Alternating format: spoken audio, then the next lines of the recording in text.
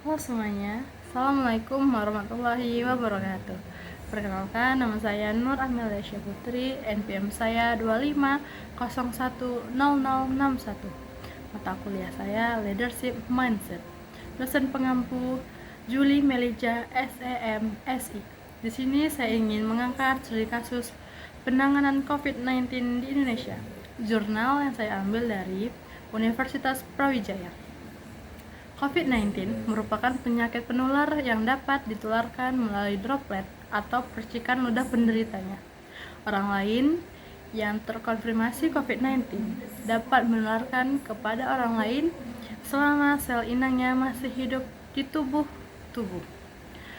Virus corona terus berkembang dan mereplikasikan dirinya pada saluran pernapasan manusia dari mulai mulut, saluran pernapasan atas, hingga paru-paru. Penularan virus ini melalui droplet atau cairan mini yang keluar. Misalnya ketika kita berbicara, batuk, atau bersin. Jika cairan mini terus mengenai orang lain, maka berpotensi sangat sarana penderitaan. Sarana penularan. Pandemi COVID-19 yang mulai merebak di Indonesia pada awal Maret 2020 menimbulkan berbagai permasalahan kesehatan masyarakat, lonjakan kasus positif dan kematian yang tinggi, keterbatasan alat pelindung diri atau APD, dan kapasitas rumah sakit yang kewalahan. Ekonomi, banyak pekerja kehilangan pekerjaan, UMKM gulung tikar, dan pertumbuhan ekonomi nasional sangat menurun. Pendidikan, sekolah ditutup, pembelajaran beralih ke sistem daring atau online yang tidak merata karena kesenjangan akses teknologi. Disinformasi, banyak berita hoax tentang virus, vaksin, dan kebijakan pemerintah yang memicu kepanikan serta menurunkan kepercayaan publik. Peran pemimpin terhadap masalah. Pemimpin pusat dan daerah.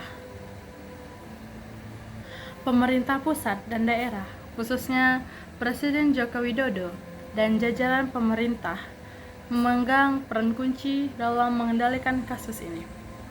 Pembentukan gugus tugas percepatan penanganan COVID-19 kemudian menjadi Satgas COVID-19 untuk mengkoordinasikan kebijakan lintas sektor.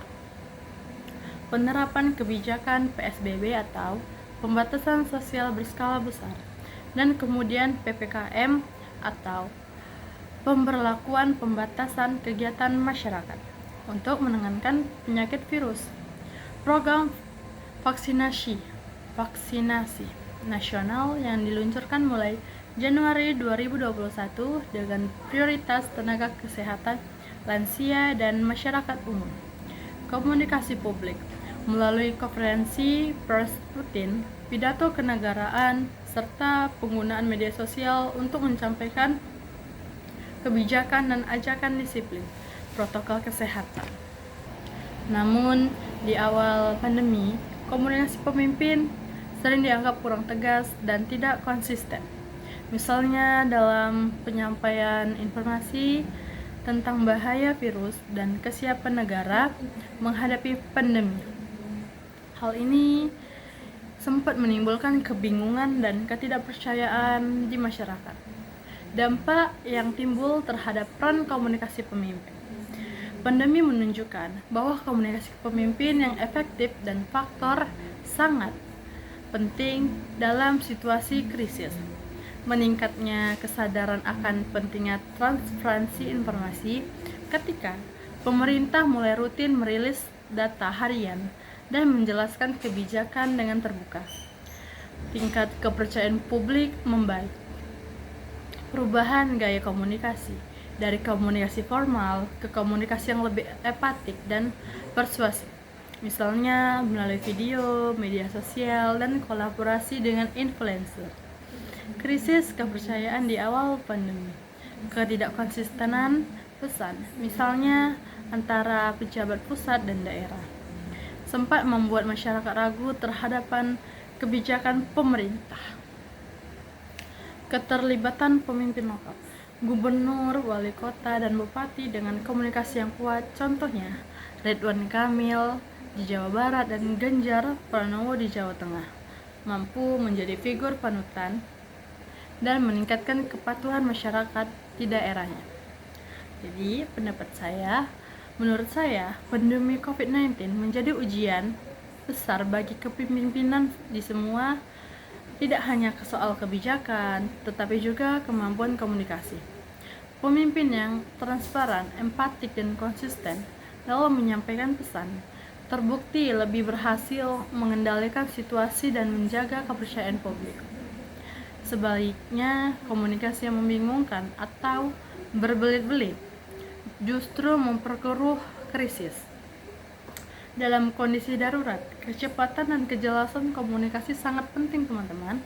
Kemungkinan perlu mendengarkan masyarakat, bukan hanya mengumumkan kebijakan dari atas. Komunikasi krisis harus berbasis data, empati, dan kolaborasi lintas sektor agar efektif. Sekian dari saya. Assalamualaikum warahmatullahi wabarakatuh.